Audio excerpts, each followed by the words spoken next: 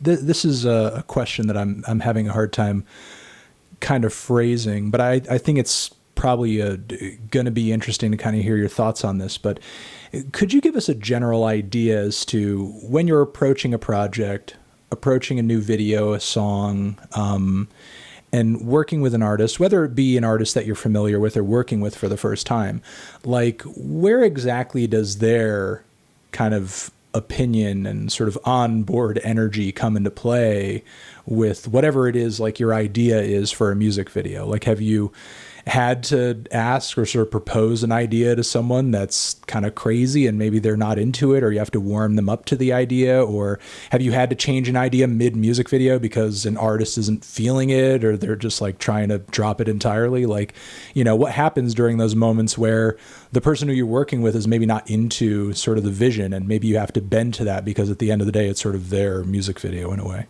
Right. That's an amazing question. You got to be ready for audibles. I think that's probably one of the biggest things that I credit to my success is being able to be ready for any possible situation, any turn twist that may happen. There are times sometimes where, you know, an artist, you know, looks at playback of a scene you just shot and they're like, I don't like this, you know. It doesn't happen.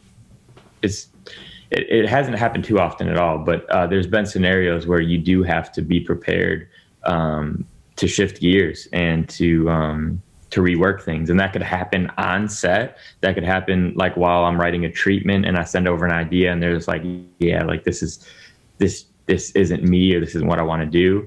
Or it could come down to the edit. I mean, there's a lot of different times in which things can, you know, take that left turn. But it's I think the biggest thing is always trying to take an artist out of their comfort zone. Should be the goal. Like with Snot, you know, he's one of my favorite artists to work with already, and we've only worked on those 2 projects, which were both very recent. But he's a pretty quiet dude. Like we hung out a few times before. He's pretty quiet and to himself, but you know, I wanted to kind of create this narrative around him in the storyline and put him in some of these shots, and he was super open to it. And there were some things that I noticed that he was uncomfortable with at times, like so you gotta kind of cater to the artist and understand that it is their video, and be able to move around and to adjust in these different spots.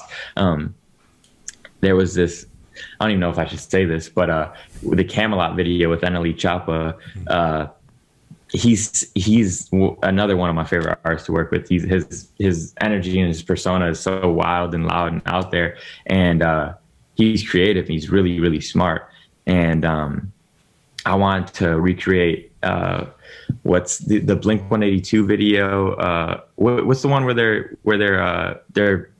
they appear as naked because pixelated? Is that What's My Age Again? I think so, yeah. But I know which one you're talking about.